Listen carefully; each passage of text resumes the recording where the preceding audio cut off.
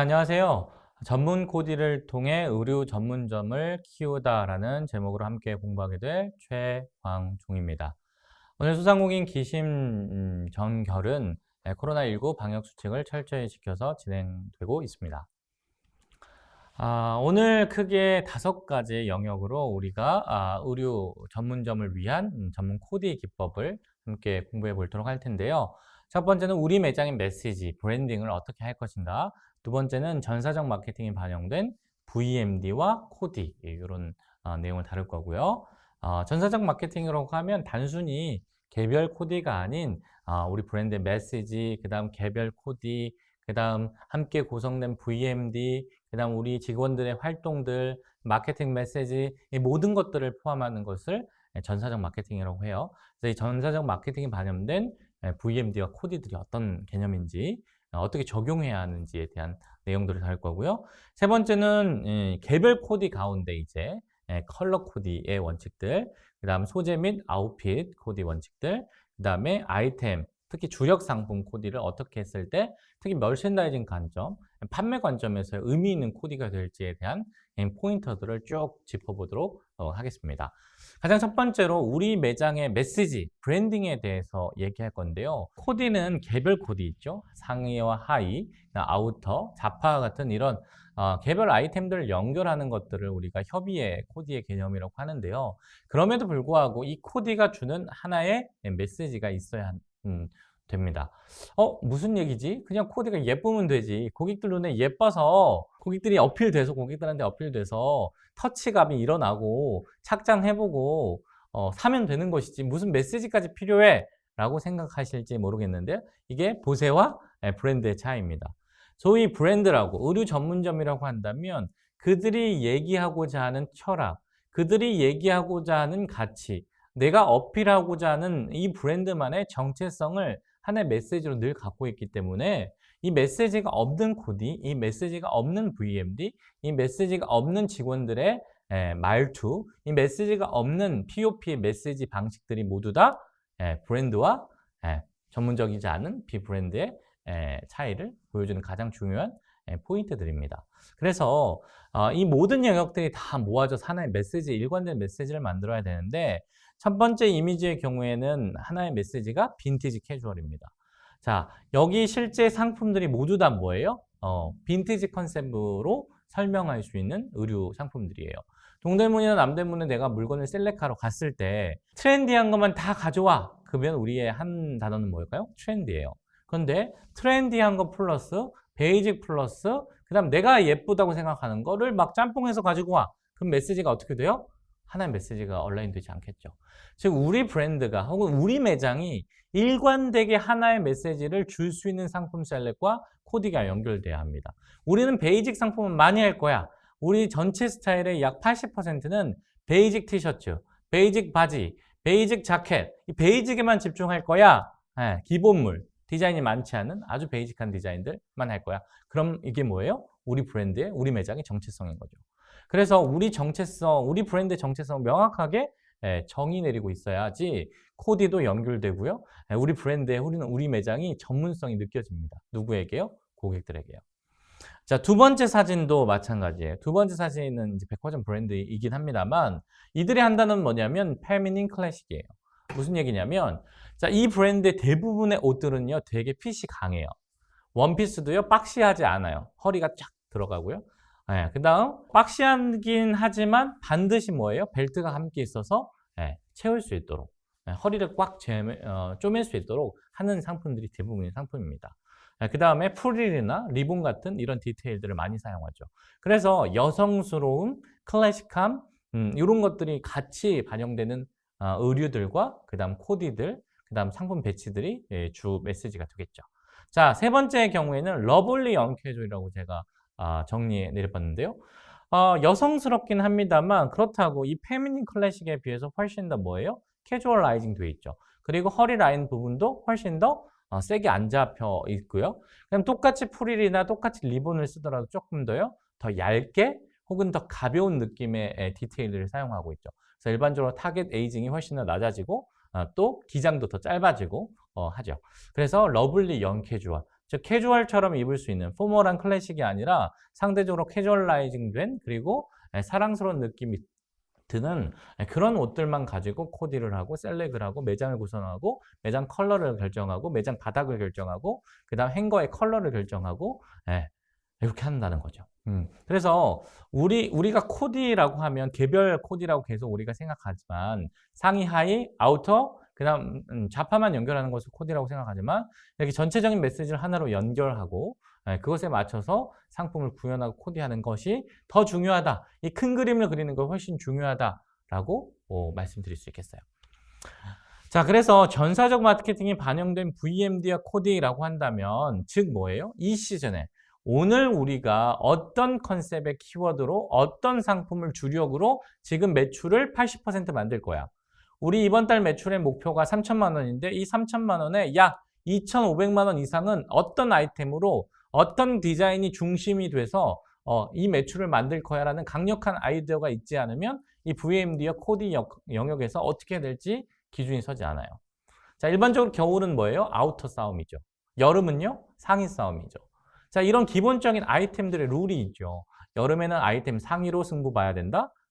봄, 가을에는 원피스, 여성복의 경우 그렇습니다. 그 다음 겨울은요? 아우터로 매출을 주도해야 되죠. 자, 적어도 이 시즌에 따라서 한국에서는 이렇게 매출을 주도하는 아이템들이 결정돼 있고 이 아이템이 결정됐다면 뭐예요? 이 아이템에 맞는 우리 매장만의 독특한 메시지가 있어야겠죠. 똑같이 아우터로 겨울은 승부 봐야지만 어떤 매장의 경우에는 러블리한 것만 여성스러운 것만 모아놓을 수 있고요. 어떤 매장은요, 되게 모던한 것만 모아놓을 수 있고요. 어떤 매장들은요, 되게 베이직한 것만 모아놓을 수도 있고요. 어떤 매장도 되게 럭셔리한 것만 모아놓을 수도 있어요. 근데 이것들이 다 뒤죽박죽 섞여 있다면요, 코디가 일단 되지 않아요. 서로 믹스매치, 저 믹스매치 잘하는데요? 다 되게 잘 입는다고 해요. 저 의류만 판매하면 30년이에요. 믹스매치 정말 잘해요. 근데 그 믹스매치가요, 단품으로 보여주면 예쁘지만요, 매장에 같이 있으면요, 되게 어색해 보여요. 사례를 지금 보여드릴까요? 앞서 뒤에 사진부터 먼저 보여드릴게요. 이 사진 먼저 보여드릴게요. 자, 믹스매치가 이렇게 개별로 스트리트 컷으로 있으면 혹은 개인이 그렇게 입으면 너무 예쁠 수 있어요. 그런데요, 한 매장에서요, 공간이 5평이나 10평밖에 되지 않은 작은 공간에서요, 믹스매치의 유형이요, 5개 이상 코디가 벌어지잖아요. 그러면 매장이 정리가 안 돼 있어요. 정리가 안 되어 보입니다. 즉 다시 얘기하면 믹스매치라는 이 기법이 잘못되거나 혹은 고도의 코디 기법이 아니라는 것이 아니라 정말 어렵고 이것을 할 수 있는 셀러라면, 판매자라면 정말 실력 있는 코디를 할 수 있는 사람들이거든요. 그런데 이 코디 기법 자체가 개별이 스트리트에서 찍히면 훨씬 예쁘게 보이지만 작은 공간, 특히 5평, 10평의 이런 작은 공간에서 이런 믹스매치, 여러 가지 컨셉의 상품들이 코디되어서 5개 이상의 믹스매치가 되면요, 매장이 지저분해 보이고 그 믹스매치 자체가 예쁘게 보이지 않아요. 믹스매치로 보이지 않아요. 그냥 코디를 못한 셀러들의 코디로밖에 보이지 않습니다. 그렇기 때문에 이렇게 믹스매치를 오프라인 공간에서 팔려면 사실은 되게 넓은 매장의 공간들이 사실 필요해요. 그리고 훨씬 더 높은 브랜딩을 요구받습니다. 그래서 이런 믹스매치가 트렌드이고 그 다음 그 정도를 구현할 수 있는 셀러들이 정말 실력 있는 코디를 할 수 있는 사람입니다라는 것은 확실하지만 그럼에도 불구하고 작은 매장일수록 소상공일수록 이 믹스매치는 아주 조심해야 할 코디 기법 중에 하나입니다. 다시 본론으로 가서 자, 그래서 우리 시즌에서 이 시점에 팔아야 될 주력 아이템이 결정돼 있고요. 일반적으로 그 아이템 중에 어떤 메시지를 VP나 PP나 IP 영역에서 보여줄지를 결정하는 것이 일단 그 다음 순서라는 거예요. 그래서 요 영역들이 결정되면 이제 어떻게 해요? 개별 코디가 이제 중요하게 되죠. 그럼 이 개별 코디에서 제가 왜 개별 코디를 먼저 하지 않고 혹은 전문 코디라고 우리가 제목을 잡아놓고 전문 개별 코디는 얘기하지 않고 이렇게 VMD 영역이나 혹은 브랜드의 전체적인 메시지를 되게 강조하고 있냐면 지금 이 논문 결과를 보실까요? 어떨 때 이 연출mit과 유행성에 대해서 즉 사람들이 봤을 때 되게 예쁘다라고 느끼는지에 대한 통계 결과를 봤더니 가장 1순위는 물론 소품을 사용해서 연출이 매력적일 때, 즉 액세서리를 사용해서 가방이든요, 모자든 장갑이든 신발이든 이런 액세서리 소품을 사용했을 때 연출이 매력적인 것들을 가장 매력적인 포인트 요소로 봤고, 그 다음 이미지 연출이나 쇼윈도 윈출, 그 다음 유행 상품이나 유행 컬러, 트렌디한 유형의 아이템들이나 컬러겠죠. 그 다음 조명의 사용, 그 다음 VMD 관리, 그 다음 외관 파사드. 전혀 개별 코디랑 연결되지 않은 요소들이 코디 자체가 예쁘다, 혹은 연출이 잘 돼 있다, 유행이 잘 돼 있는 매장 같다, 유행이 잘 반영된 매장 같다, 이렇게 느끼는 공간은 전혀 개별 코디와 별개의 영역에서 느낀다는 거예요. 그래서 이 개별 코디 자체는 사실은 이 요소들, 이 기타의 VMD 요소들이 훨씬 더 잘 준비되어 있으면 사실 기본적인 룰만, 개별 코디 기본적인 룰만 지켜줘더라도 뭐 정말 완성되어 있는 코디로 느껴집니다. 고객 입장에서. 그래서 전혀 코디를 배우지 않고 오랜 경력이 있지 않더라도 이 외적인 요소만 잘 정리하고 그 다음 지금부터 말씀드리는 개별 코디의 룰만 지키면 최소한 적어도 매장이 정리돼 보이고 깔끔하게 보이는 정도는 누구든지 할 수 있다는 것입니다. 자, 그래서 이제 개별 코디로 가게 되면 이 개별 코디의 영역에서 가장 중요한 것은 사실은 컬러이겠죠, 당연히. 컬러, 그 다음 소재 및 아웃핏, 아이템 주력 상품, 이 세 가지 영역에서 사실은 개별 코디가 이루어졌을 때 가장 정리가 많이 된 상황을 만들 수 있습니다. 특히 제일 어려운 건 사실 컬러예요. 수년째 하고 있지만 저도 컬러 부분에서는 여전히 아직도 어려움을 많이 느끼고 있거든요. 왜냐하면 컬러라는 게 레드라고 하면 이 레드가 딱 한 가지인가요? 사실 어두운 레드도 있고 밝은 레드도 있고 선홍빛의 레드도 있고 그냥 광택이 있는 레드도 있고 광택이 없는 레드도 있고 와인빛이 도는 레드가 있고 블루빛이 도는 레드가 있고 그레이 컬러가 도는 레드가 있고 그래서 이 레드라는 것이 컬러가 레드라고 표기는 하지만 빨간색이라고 표기하지만 어떤 컬러는 이 코디 이 바지에는 어울리고 어떤 레드는 이 스커트에는 안 어울리고 이렇게 달라진다는 거예요. 그래서 이 컬러 사용이 가장 어렵고 복잡하고 사실 훈련이 많이 필요한 영역이기도 합니다. 그럼에도 불구하고 법칙이 없냐 그러진 않아요. 자, 여기 볼까요? 자, 주력 컬러를 먼저 잡으면 가장 좋겠죠. 좀 전에 VMD의 전체 컨셉을 우리가 잡는다고 했죠. VMD의 전체 컨셉이라고 하면 이번 겨울에 아우터를 우리가 주력 아이템으로 할 건데요. 이 아우터 중에 우리는요, 페미닌하고 여성스러운 클래식한 룩이 우리의 주력 상품이기 때문에 컬러들도 와인 컬러를 메인으로 삼을 거예요. 왜냐하면요, 우리가 블루 계열을 많이 사용하게 되면 페미닌한 느낌을 많이 줄 수 없기 때문에 우리 와인 컬러 중에서도 조금 더 어두운 채도감 그리고 검정색이 많이 들어가 있는 와인 컬러를 사용할 거예요. 그래야 고혹적이고 페미닌한 페미닌한 느낌의 와인 컬러가 되기 때문에 그 컬러를 메인으로 사용할 거예요. 이렇게 잡아간다는 거예요. 그런데 이런 큰 가이드 없이, 큰 흐름 없이 동대문에 가서 임의적으로 예쁘네, 예쁘네, 이것도 와인, 저것도 와인 고르기 쓰는 순간, 매장에서 그걸 안 치는 순간, 매장에서 그걸 코디를 붙이는 순간 다 빠그러지고 어그러져요. 심지어 샘플을 받는 온라인 몰 같은 경우에는 동대문이나 남대문에서 샘플을 받아서 많이 촬영을 하지만 내가 재고를 사입해 와야 하는 오프라인 매장 공간에서는 더더욱더 샘플 하나 살 때마다 모두 다 재고 비용이 나가잖아요. 그렇기 때문에 우리가 큰 아이디어를 가지고 상품을 셀렉하고 재고를 준비하지 않으면 본 매장에 갖고 와가지고 코디를 붙일 때 아주 어려움을 느끼시게 돼요. 실제로. 그래서 아마 이미 매장을 운영하고 계시는 분들은 제 얘기가 어떤 건지 충분히 알고 있을 거라고 확신합니다. 그래서 이렇게 큰 관점의 메시지와 주력 아이템, 주력 컬러들을 미리 결정해 놓고 그 컬러 감도까지 미리 결정해 놔야지만 우리가 동대문에서 남대문을 셀렉할 때 실수하지 않고 그 실수하지 않은 셀렉들을 통해서 더 쉽고 빠른 코디가 가능해지겠죠. 자, 사례를 보면요. 왼쪽의 경우에는 핑크가 메인 계열이죠. 그래서 핑크와 함께 갈 수 있는 화이트를 붙여서 했습니다. 자, 핑크를 메인 시즌 컬러로 정했고 핑크 원피스, 그런데 소재감이 달라졌죠. 레이스 핑크죠. 그다음 오른쪽은 핑크 블라우스죠. 그래서 컬러를 동일하게 해가지고 정리했습니다. 사실은 이 똑같은 소재감이 아닌 다른 소재감의 옷들이 컬러가 달라지면 이질감이 아주 높아져요. 다시요. 자, 첫 번째 원단과 두 번째 원단과 세 번째 원단은 전혀 다른 이질감이 있는 원단이에요. 근데 컬러감이 달라지는 순간요. 원단이 달라지면 이질감이 완전 커집니다. 자, 그 얘기는 무슨 얘기예요? 동일한 원단에서 컬러감이 달라지는 것보다 이질적인 원단에서 컬러감이 달라지는 게 훨씬 이질감이 크다는 거예요. 그렇기 때문에 이 컬러 정리가 그래서 중요한 겁니다. 그래서 훨씬 더 이 컬러가 이 코디 관점에서의 임팩트를 많이 주고 변화폭을 많이 가지고 움직이는 요소이기 때문에 이 컬러 결정, 컬러의 웨이를 결정하는 것이 가장 중요하겠죠. 그래서 이 핑크하고 받아주는 컬러로 다 지금 화이트를 배치했는데요. 일반적으로 화이트는 무채색이죠. 그래서 화이트, 그레이, 블랙까지 이 세 개의 쭉 그 그라데이션이 무채색 계열인데 일반적으로 화이트는 거의 모든 컬러를 받습니다. 핑크뿐만 아니라 블루, 레드, 뭐 와인 이 모든 컬러를 받을 수 있는 컬러는 화이트입니다. 그래서 우리가 초보일수록 코디가 어려운 컬러일수록 주력 컬러를 정했다면 이 주력 컬러랑 같이 가는 컬러는 무슨 컬러요? 화이트나 아이보리를 같이 가면 실수가 거의 없어져요.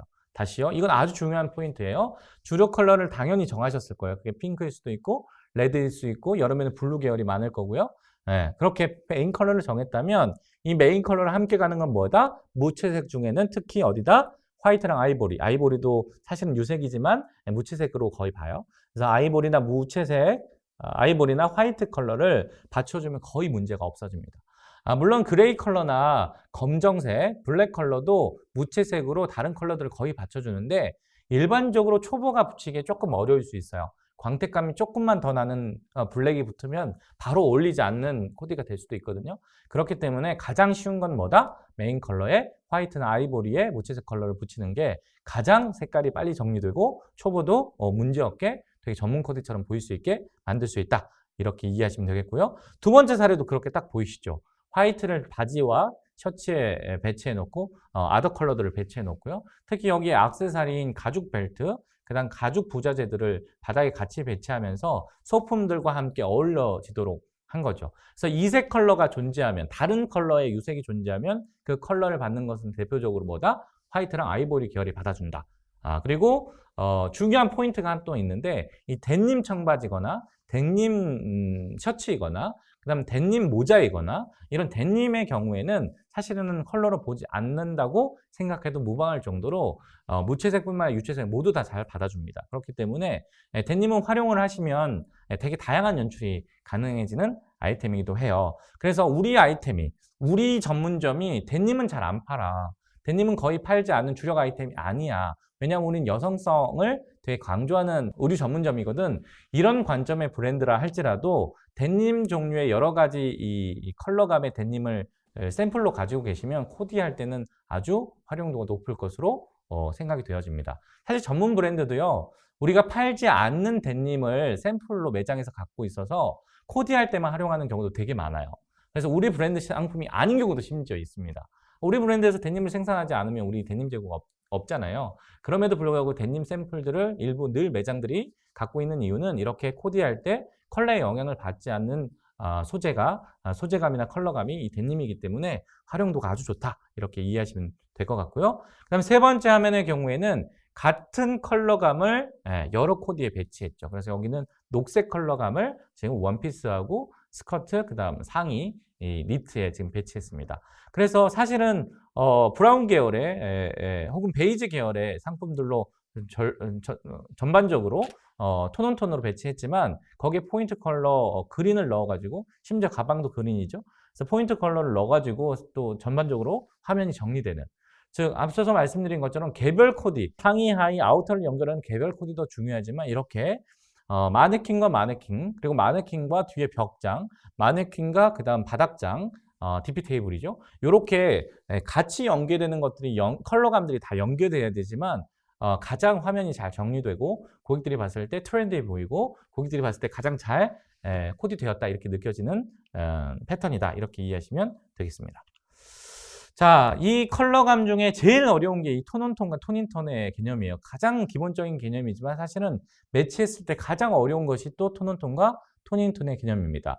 자, 첫 번째 이미지의 경우에는 톤인톤이겠죠. 특히 화이트는 컬러로 보지 않기 때문에 화이트 자켓은 받쳐주는 애라고 봤다면 나머지는 뭐예요? 레드 계열과 레드와 옐로우 이 두 가지의 컬러가 한 톤 안에서 움직인다고 보면 되겠습니다. 즉 같은 톤의 레벨 안에서 즉 화이트 컬러와 검정색 컬러, 블랙 컬러가 이 컬러에 섞였다는 개념이 이제 톤의 개념인데요. 이 톤의 개념에서 같은 정도의 화이트, 같은 정도의 블랙 컬러가 이 해당 옐로우나 레드에 컬러가 섞여 있다의 개념이 이 톤인 톤의 개념입니다. 그래서 마치 이런 거예요. 위에 옐로우의 계열이 파스텔 옐로우고 바지가 빨간색이 파스텔이 아닌 정말 새빨간 바지라면 정말 안 어울린다는 거예요. 다시요. 자, 지금 이 코디에서 이 바지 진한색 레드 계열의 파스텔 하늘하늘거리는 되게 화이트에 가까운 하얀색에 가까운 파스텔 톤의 옐로우가 붙었다면 정말 촌스러운 컬러 코디가 되겠죠. 그래서 이 톤인톤의 개념은 뭐예요? 같은 톤 안에서 같은 정도의 화이트 혹은 같은 종류의 블랙 컬러가 섞인 유색 컬러가 배치되는 것을 이제 톤인톤이라고 얘기할 수 있겠어요. 그래서 이런 것들이 톤인톤이고요. 그 다음 두 번째 화면의 경우에는 톤 온톤의 개념이에요. 즉 같은 계열, 베이지면 베이지, 옐로우면 옐로우, 아니면 블루면 블루 이렇게 한 컬러 안에서 톤이 달라지는 것을 톤 온톤이라고 합니다. 그래서 이런 패턴은 많이 보셨을 거고 여기서도 마찬가지로 말씀드렸죠. 화이트나 아이보리 계열은 색깔로 보지 않기 때문에 어떤 컬러든 어떤 톤이든 톤온톤이든 다 맞춰줄 수 있다. 이 얘기는 거듭해서 여러 번 말씀드렸어요. 그 다음 세 번째 이미지의 경우에는 컬러를 쭉 맞춘 거죠. 특히 스카이 컬러를 쭉 맞췄죠. 어디에? 모자에, 그 다음 스커트에, 그리고 리본 컬러에 이 블루 계열, 스카이 계열의 컬러를 다 맞췄고요. 그 다음 리본의 핑크 계열과 그 다음 자파 가방의 핑크 계열이 또 같이 맞춰져 있습니다. 그래서 이 컬러의 톤 자체도 서로 언밸런스가 되면 믹스 매치로 예쁜 경우도 있지만 안 예쁜 경우가 일반적으로 더 많아요. 그렇기 때문에 톤 온톤이 됐든 톤 인톤이 됐든 그게 의류에서뿐만 아니라 자파까지 연결되어야지만 이 컬러감이 정리되었다. 컬러감이 정리되어 보인다라고 할 수 있겠습니다. 자, 극단적으로 여기 이 세 번째 이미지에서 저 가방이 핑크는 핑크지만 정말 핫핑크라면 이게 어울리는 경우도 있고 어울리지 않는 경우도 있다는 거예요. 그래서 이것을 다 대봐야 되는데 일반적으로는 뭐예요? 같은 톤인톤이나 혹은 톤온톤의 입장에서 대보면 매치될 확률이 아주 높다. 이렇게 이해하시면 되겠습니다. 자, 그 다음 소재 관점에서의, 그 다음 아웃핏 관점에서의 코디인데요. 특히 이 소재 관점에서는 시즌 주력 상품이 아주 중요하겠죠. 즉, 이번 시즌에 어떤 소재를 우리가 주력으로 할 건가라는 포인트인데요. 가령 봄이면 여성복에서는 어떤 소재를 많이 쓰나요? 레이스를 많이 쓰겠죠. 여름이면요, 린넨을 당연히 많이 쓸 거고요. 가을이면요, 플란넬을 많이 쓸 거고요. 그 다음 겨울이면요, 다운을 가장 많이 쓰겠죠. 그래서 주력 상품과 사실은 이 소재가 같이 매칭될 확률이 아주 높겠죠. 여름에 티셔츠가 메인인데 이 여름에 티셔츠가 메인인데다가 우비 소재를 쓰진 않을 거고 반대로 봄에는 하늘하늘 거리는 소재가 특히 레이스 같은 소재들을 많이 쓸 건데요. 이 레이스의 소재를 패딩에 쓴다. 좀 이상하죠? 이렇게 주력 아이템과 소재감은 항상 같이 갑니다. 그렇기 때문에 해당 시즌, 봄이면 봄, 가을이면 가을, 해당 시즌에서 많이 쓰는 소재감이 분명히 존재하고요. 그 소재감이 선택되어졌을 때 이 소재감이 몰려야 됩니다. 어디에요? 마네킹에도, 바닥 테이블에도, 벽면에도. 다시요. 자, 우리가 레이스를 판다 그러면 레이스가 어디 있어야 돼요? 똑같은 레이스를 소재로 하는 아이템이 코드에도 있어야 되고, 바닥 테이블에도 있어야 되고, 벽에도 있어야 되고. 그 얘기는 다시 얘기하면 내가 마네킹에서 레이스를 중심으로 코디를 해서 보여줬다면 어디요? 레이스를 가지고 만든 다양한 디자인이 바닥 테이블과 행거에 있지 않으면 이 레이스의 소재감을 활용한 판매가 효율이 떨어졌다는 얘기를 하고 있는 거예요. 다시요. 내가 레이스의 마네킹을 보고 매장에 들어왔어요. 와, 저 레이스 너무 예쁘다. 저런 레이스류가 여기 많이 있나 보다 라고 들어왔는데 실제로 그 레이스의 디자인류는 마네킹 한 디자인밖에 없었고 나머지 상품들은 다 뭐예요? 레이스가 아닌 다른 소재감을 쓰고 있어요. 그 얘기는 뭐예요? 우리가 VP존에서의 이 레이스 코디가 아주 잘못됐다는 얘기를 드리고 있는 거예요. 그렇기 때문에 우리가 주력 소재를 정하면 그 시즌의 주력 소재를 정하고 그것이 메인 코디에 반영이 됐다면 그리고 그 소재감이 그 시즌의 메인 소재감이라고 한다면 어디에도요? 바닥 테이블에도 행잉에도 이 메인 소재감인 레이스를 반영한 스타일 수가 가장 많이 있어야 합니다. 그래야 적중률이 높아지고 구매 전환율이 되겠죠. 극단적으로 제가 한번 예를 들어볼까요? 레이스를 메인으로 해가지고 DP를 했는데 그리고 그것을 보고 고객들이 들어왔는데 레이스 디자인이 2개밖에 없는 것과 10개가 있는 거 비교해 봤을 때 이 레이스 상품의 구매 전환율은 뭐가 당연히 높을까요? 물리적으로? 당연히 10개의 디자인이 있는 레이스 매장이 훨씬 더 구매 전환이 높겠죠. 사실 이게 생각해보면 너무나 당연한 건데 우리가 그런 아이디어를 가지지 않고 뭘 한다고요? 상품 셀렉과 코디를 진행한다고요. 그렇기 때문에 그런 관점으로 이해해 주시면 좋겠다 하겠습니다. 자, 첫 번째 경우에는 린넨 소재가 주이죠. 그래서 똑같은 린넨 소재를 가지고 자켓과 그 다음 바람막이 이 두 가지 메인 아우터를 중심으로 구성을 했네요. 그래서 린넨이 주력이긴 합니다만 이 린넨 중에서 우리는 뭐예요? 아우터를 중심으로 설계하겠다 이런 거예요. 일반적으로 린넨 주력으로 한다면 다 합니다. 바지도 린넨, 상의도 린넨, 그 다음 자켓도 린넨. 그래서 린넨만 엄청 벌려요. 그런데 보세요. 내가 오프라인 매장을 하는데 우리 매장 말고 다른 매장도 분명히 존재하겠죠. 자, 오늘 린넨 소재를 가지고 물건을 사러 홍대에 놀러 왔어요. 내가 가는 매장이 딱 한 군데서만 보고 물건을 사나요? 그렇지 않거든요. 최소 2-3군데, 많으면 5군데 이상의 매장을 둘러보고 내가 오늘 옷을 사겠죠. 비교하거든요. 합리적인 소비자는 대부분 이렇게 소비합니다. 그런데 한 곳에서 풀세트로 잘 구성해서 바지, 상의, 그 다음 자켓까지 풀세트로 사는 경우도 있고요. 아니면 특정 아이템을 사려고 돌아다니시는 분도 있겠어요. 그러면 자켓류, 아우터류만 이 린넨으로 스타일이 많이 구성된 데랑 그 다음 풀세트에 집중해서 바지, 상의, 그 다음 아우터까지 다 린넨으로 도배한 집과 비교해 봤을 때 아이템 중심으로 구매하려는 구매 여정을 가진 고객들은 어디에서 구매될 확률이 높아요? 아우터만 집중해서 린넨을 쫙 벌려놓은 곳에서 구매할 확률이 높겠죠. 그러니까 이게 다 전략인 겁니다. 이 소재감을 가지고 코디를 함에 있어서 내가 아우터만 중심으로 린넨을 쫙 배치하겠다. 아니면 바지만 중심으로 쫙 배치를 하겠다. 이거조차도 아주 큰 전략이라는 거예요. 이해되셨죠? 그래서 물론 이런 건 있습니다. 이 린넨 소재와 어울리는 다른 소재감은 어떤 것들이지? 이런 것들은 분명히 존재할 수 있겠습니다만 그것보다 더 중요한 건 뭐예요? 내 주력 상품이 어떤 소재감이냐? 그 소재감으로 어떻게 상품 기획을 하느냐? 이게 더 중요하다는 걸 말씀드리는 거예요. 자, 그래서 특정 소재를 내가 주력으로 민다. 그러면 여러 아이템류에서 반복적으로 보여주는 게 소재를 우리가 민다라고 표현한다는 거죠.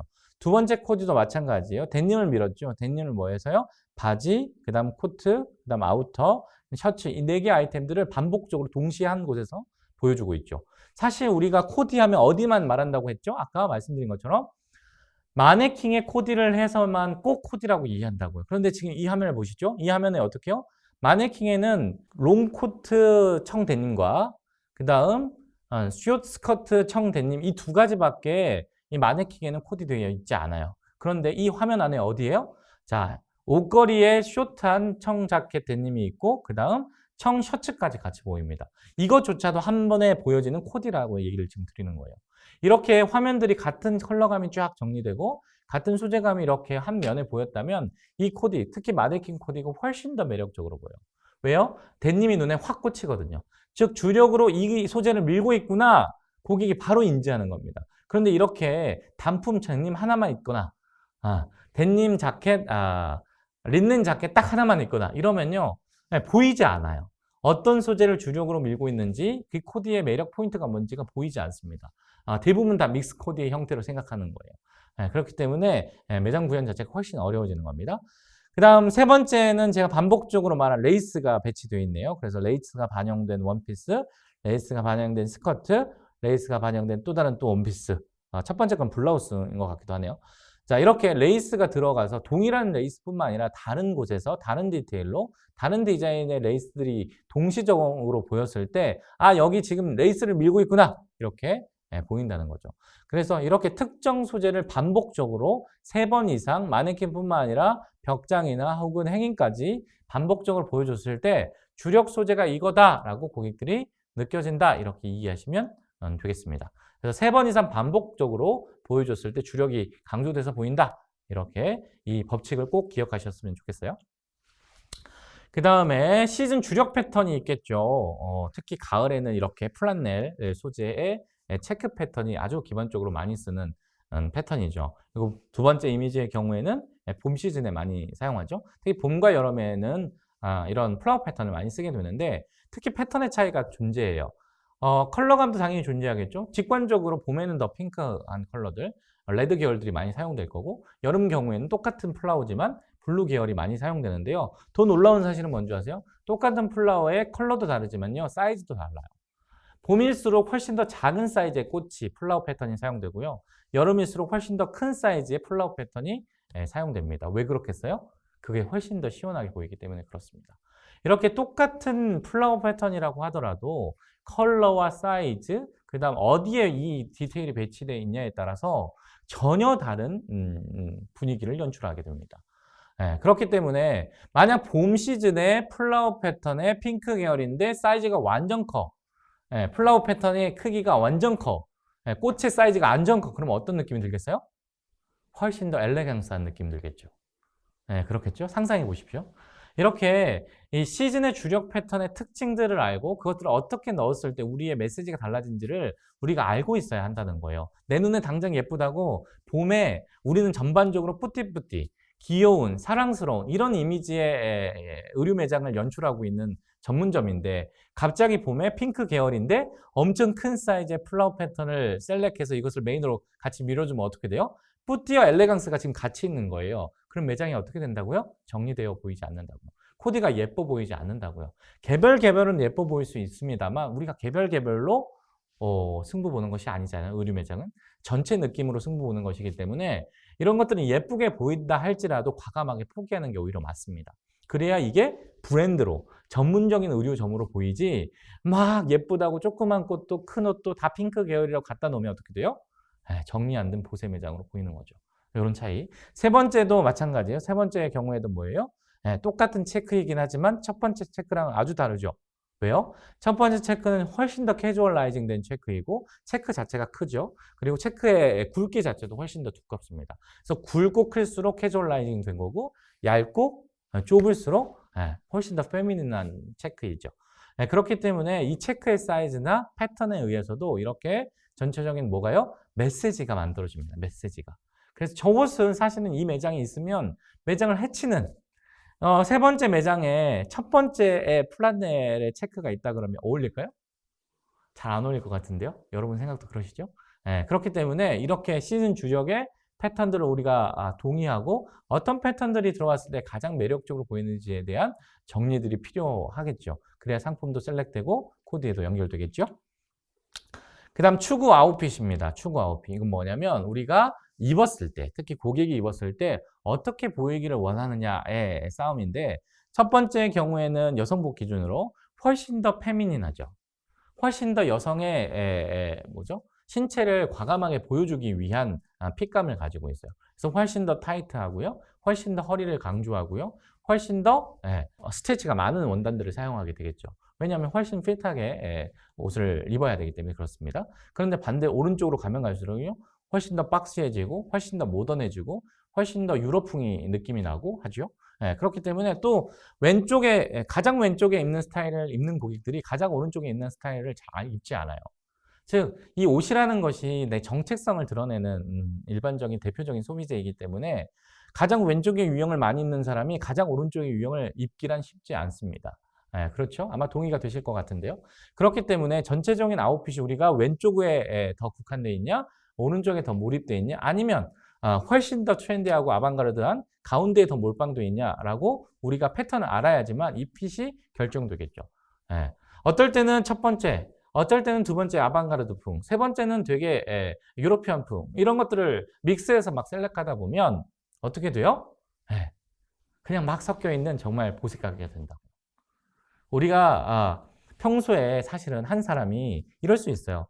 뭐 두 번째 스타일도 세 번째 스타일도 혹은 첫 번째 스타일도 다 입어요. 그렇겠죠. 평소에는 2번 유형, 3번 유형을 입더라도 결혼식장 갈 때는 첫 번째 유형을 입을 수 있다는 겁니다. 그래서 내 라이프 사이클에 맞춰서는 1번도 입을 수 있고 2번도 입을 수 있고 3번도 입을 수 있지만 고객 입장에서 물건을 사는 매장을 선택할 때는 내가 결혼식 갈 때 입을 하객 패션류 사러 가야지 하면서 어딜 가요? 첫 번째 유형의 스타일이 80% 있는 매장에 간다고요. 내가 평소에 입을 거 사야지 3번 매장의 유형이 가장 80% 이상 구성된 매장에 간다고요. 그런데 20대, 20대, 20 막 뒤죽박죽 섞여 있는 것은 어디라고요? 의류 전문점이 아니고 거기는 편집샵이에요. 편집숍. 수십 개, 수백 개의 브랜드가 함께 섞여 있는 편집숍이 그런 거고요. 우리는 뭐예요? 의류 전문 매장이잖아요. 그렇기 때문에 거기 가면 1번 같은 유형이 80% 이상 돼. 거기에 가면 1번 유형이 가장 많기 때문에 내가 원하는 디자인이 있을 거야. 또 3번 같은 유형을 사고 싶은데 어떤 매장 가면 저런 거 되게 많아. 그렇게 떠올리지 않은 그 매장은 이미요 의류 전문 매장이 아니에요. 그냥 이것저것 다 섞여져 있는 그냥 보세 매장이죠. 그렇기 때문에 지금 제가 여러 가지 관점에서의 코디 룰들을 지금 설명드렸어요. 앞쪽부터 컬러부터 시작해서 소재, 그다음 아웃핏까지 계속 지금 설명드리고 있습니다. 자, 이 믹스매치는 앞서서 설명드린 것처럼요. 사실은 가장 고도의 가장 어려운 코디 기법이죠. 사실 이런 믹스매치를 구현할 수 있는 셀러이거나 개인들이라면 사실은 패션 센스가 아주 높은 분들일 겁니다. 그럼에도 불구하고 이 믹스매치가 매장에서 구현된다면요. 훨씬 넓은 공간과 훨씬 고급스러운 공간이 필요해요. 그런데 좁은 공간일수록 믹스매치가 많이 구성되고 그것들이 5개 패턴 이상 보여줬을 때는 오히려 매장의 코디나 느낌들을 떨어뜨릴 수 있다라는 점을 꼭 기억하셔야 합니다. 그 다음 주력 상품인데요. 이것은 멀천다이징 관점에서의 코디를 얘기하고 있는 겁니다. 앞서서도 3번 이상 반복 노출을 소재감으로 해줬을 때 이 소재를 민다라고 느껴진다면 이것도 사실은 같은 맥락의 얘기지만 이것은 코디 관점이라기보다는 멀천다이징 관점의 접근이에요. 즉 똑같은 아이템을 3번 이상 똑같은 아이템을 뛰어넘어서 똑같은 디자인의 상품, 같은 상품을 3번 이상 반복적으로 보여줬을 때 더더욱더 이것이 주력 상품이다라고 고객에게 느껴진다는 것이죠. 첫 번째 이미지에서 봤을 때 마네킹 첫 이미지가 입고 있는 롱패딩이 보이시죠? 이 롱패딩과 똑같은 디자인이 지금 옆에 있는 바닥 행거에서도 지금 보이고요. 뒤쪽에 보시면 벽 행거에서도 또 한 번 이 롱패딩이 보입니다. 즉 똑같은 아이템을 뛰어넘어 똑같은 디자인의 단일 상품을 먼저요. 마네킹에서 바닥 행거에서 벽 행거에서 3번 반복, 많게는 4번에서 5번까지 반복 노출합니다. 이렇게 반복 노출했을 때요. 고객한테 어떤 메시지로 주어져요? 이거 사세요 라고 보여준다는 거예요. 이거가 오늘 사야 될 상품이에요. 이거 찾으셨죠? 네. 자, 봄에는 뭐, 여름에는 뭐, 가을에는 뭐, 겨울에는 뭐, 주력 아이템이 이미 한국은 결정돼 있어요. 이미 한국에서는 이 아이템들이 매출을 주도할 아이템이라는 것을 다 알고 있습니다. 그것을 무시한 채 장사하면 매출 볼륨이 커지지 않아요. 알고 계시겠죠? 특히 겨울 뭐요? 아우터 싸움이잖아요. 최근에 저희 업체 사례를 설명드리면 저희가 오프라인 매장 롯데 특정점에서 저희가 매장을 여는데 작년 겨울이었어요. 아우터가 주력 상품인 거 다 알고 있죠. 패딩도 있을 수 있고 코트도 있을 수 있고 되게 다양한 아이템 유형이 있는데 제가 시장 조사를 갔어요. 우리가 팝업 스토어로 한 달만 운영하기로 했었거든요. 근데 이미 제가 매장을 갔더니 아우터들이 너무너무 많은 건데 그 점포, 롯데 특정 점포에 제가 갔더니 뽀글이 점포만 없어 보여요. 다시요.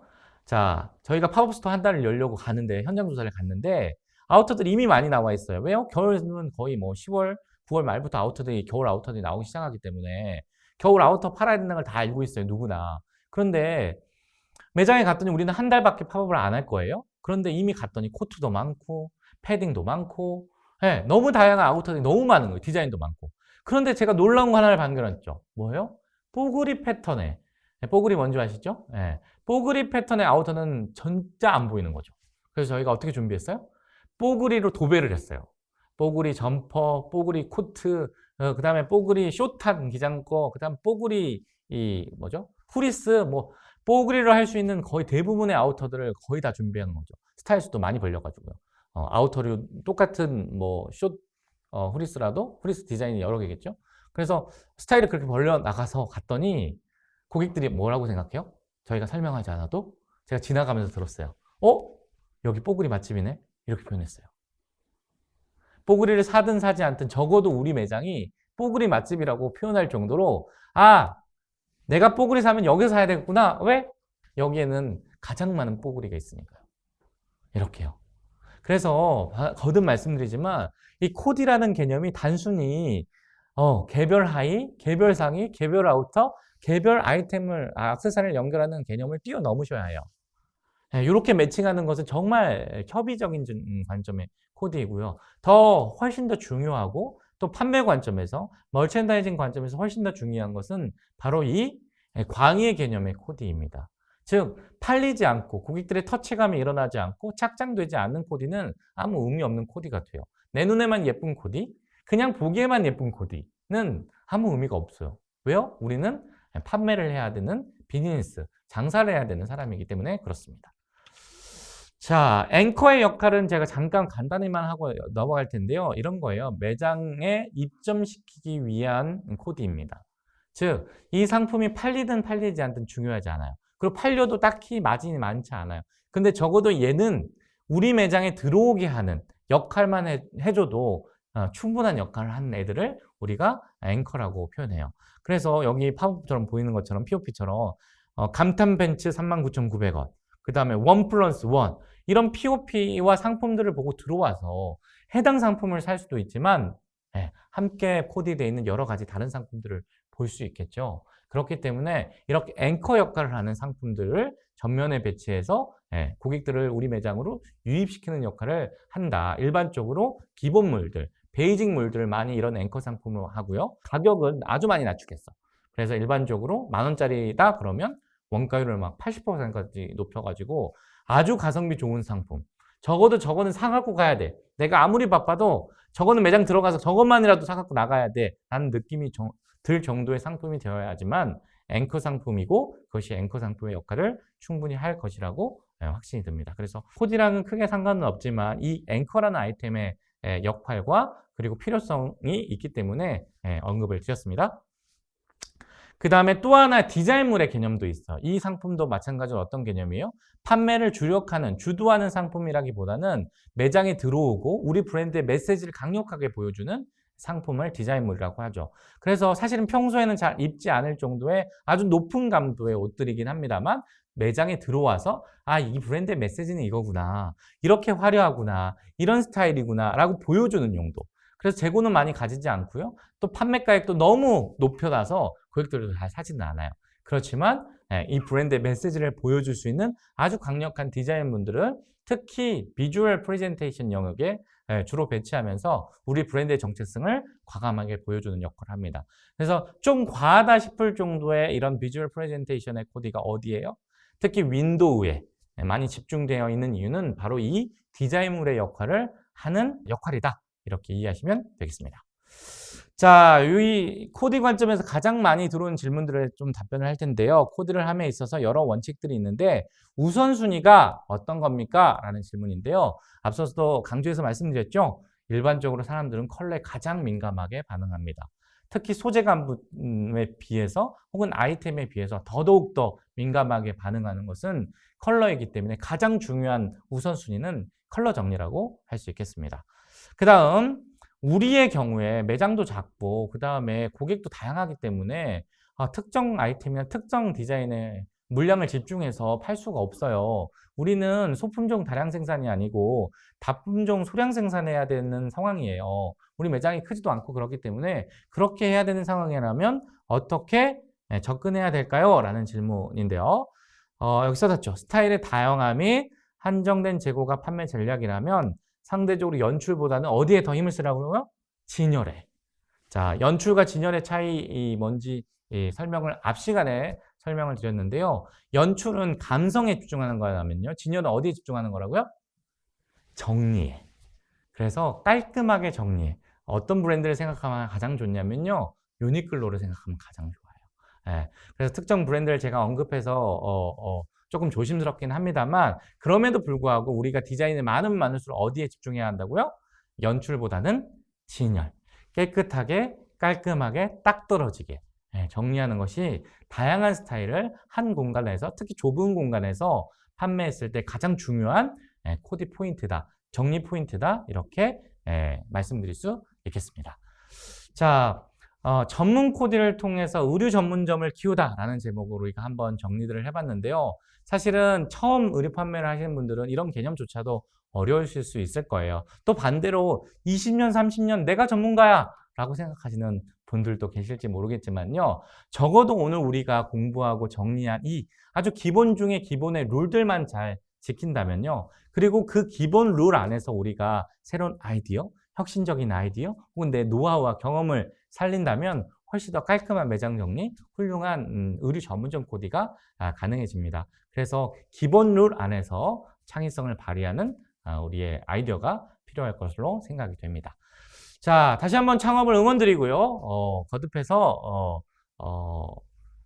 말씀드리고 싶은 것은 시작을 하면 사실은 1년, 2년 쭉 에너지를 가지고 유지하는 것이 아주 중요하다고 생각합니다. 특히 브랜드로 가기 위해서는, 의류 전문점으로 가기 위해서는 시간, 업력이 아주 중요한 것 같아요. 그렇기 때문에 내가 조금 힘이 들고 상황이 어려울지더라도 내가 이것을 브랜드로 성장시키겠다, 의류 전문점으로 성장시키겠다라는 의지와 확신만 가지고 있다면 사실 업력이 오래되면 오래될수록 이것이 브랜드로 인지되고 고객들의 인지도가 브랜드로 늘어나는 거기 때문에 그런 관점들을 꼭 기억해 주시면 좋겠습니다. 다음 시간에 다른 주제로 또 다시 뵙겠습니다. 긴 시간 고생 많으셨습니다. 고맙습니다.